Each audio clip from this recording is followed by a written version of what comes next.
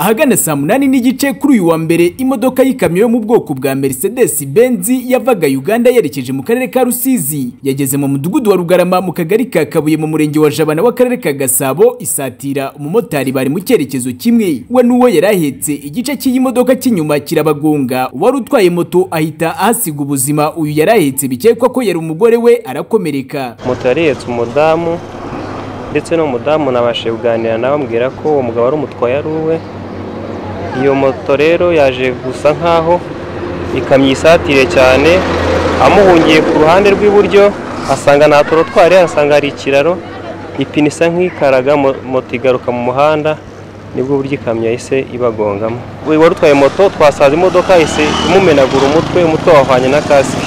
Imodoka yari itaragira yari itarahindukira yari itaramaramo amapine y'inyuma yari yasigaye niyo yahize amukomeretsa niyo yahize amwica nyine kuri uyu bwonko buraturika bwaturitse muri kasike neza bwavuyemo pe burundu. Twaje nyine tujya ngo turabireba dusanga umuntu guhera hano hose ushobora kuba yacikiye mangaha muri kasike kuko aho kasike igarukira byasyonyagurikanye byose ubwonko burasohoka dore ngo burabwanyagiritse. Kasike yashwanyaguritse byahuye n'ubwonko byose nkuko wafata inyanya ukazishyira mu ishashi ukashwanyaguritse byose ukabisyonyagurana umutwe nawo wahuriye muri maske bita bidabana byose.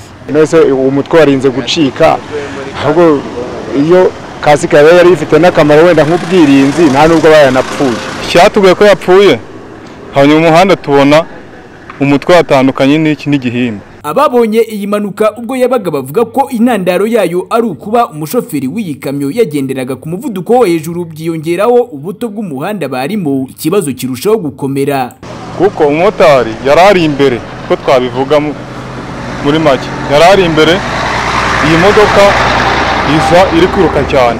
Umuhanda ni muto ariko nyine abashoferi barihuta.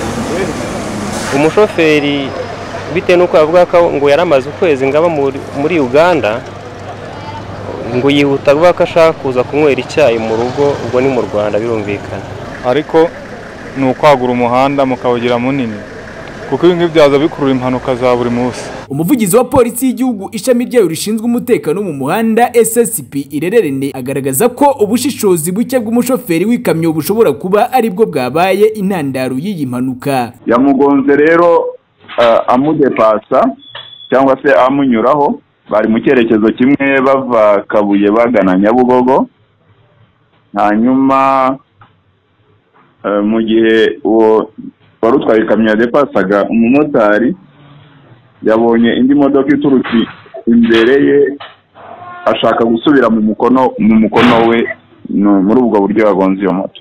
Umumotari yitabye Imana we yari atwaye arakomereka ariko ubwo na moto yangiritse.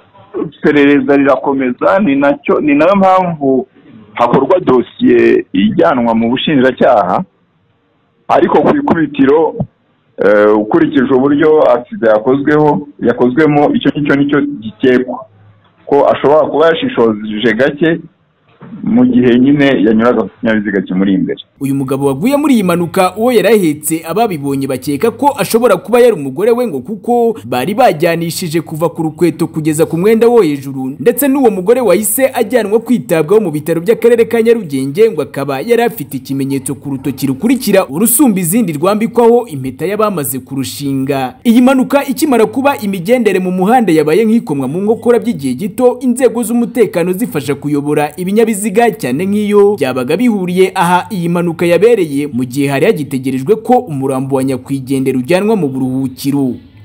Dieudonne Nshimiyimana, Yongwe TV, i Kigali.